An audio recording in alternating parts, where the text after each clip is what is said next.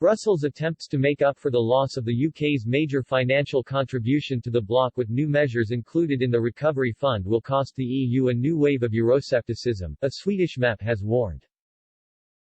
Speaking to Express.co.uk, Sweden Democrats MEP Charlie Weimers warned the EU's latest financial measures aimed at securing repayments of hefty loans taken out by member states to recover from the pandemic, will cost the bloc huge backlash.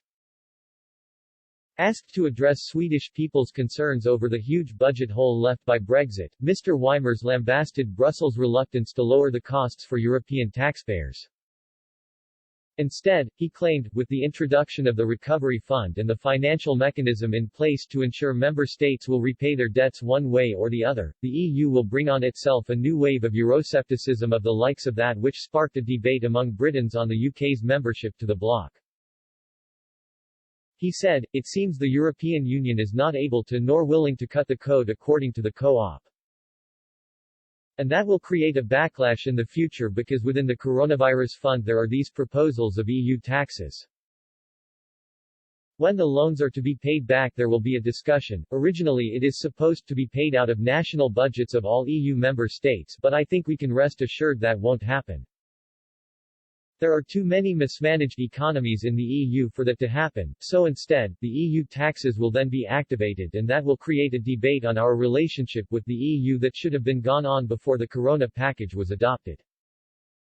So they built in a potential for an increase of Euroscepticism within this fund themselves. Brussels sees it as a great success that they finally surpassed unwilling national government in their quest for money but I think that will awake Euroscepticism in the way that Maastricht did in the UK during the 90s. It will absolutely backfire. The 27 EU nations made an unprecedented agreement last year to jointly borrow €750 billion for a fund to help fight the economic slump caused by COVID-19 and address the challenges of climate change. To overcome the opposition of the EU's frugal northern states, who have long opposed joint borrowing for fear of financing less strict fiscal policy in the south, the scheme was clearly described as an extraordinary, one-off measure. But the European Union's huge post-pandemic recovery fund could become a more permanent feature if it is successful in firing up growth and fostering a greener and more digital economy, the European Commission's top economic officials said on Monday. Many economists see the Recovery Fund as a foot in the door for more regular joint debt issuance by the AAA-rated EU in future, and top Commission officials echoed this view before the European Parliament's Economic and Monetary Affairs Committee. Commission Vice President Valdis Dombrovskis said, "The more successful we are in the implementation of this facility the more scope there will be for discussions on having a permanent instrument, probably of a similar nature." The borrowing, to be done by the Executive Commission in the name of all EU countries, is to be repaid over 30 years from new taxes called new own resources.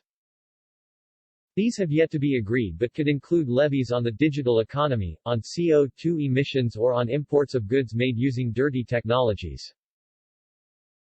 European Economic Commissioner Paolo Gentiloni told the same committee, "It will have permanent consequences on financial markets because we have this European-denominated debt to be repaid in the next 30 years. On the future, if this instrument works and we are able to agree on the new own resources to repay this common debt, I think we can have a serious discussion on further initiatives." But what is crucial for these further initiatives, is to make this one work and be repaid with new own resources.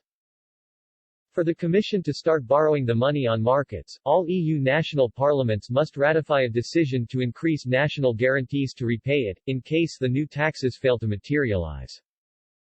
8 have yet to do so. Finland, one of the so-called Frugal Four, together with Denmark, the Netherlands and Sweden, is opposing the measures.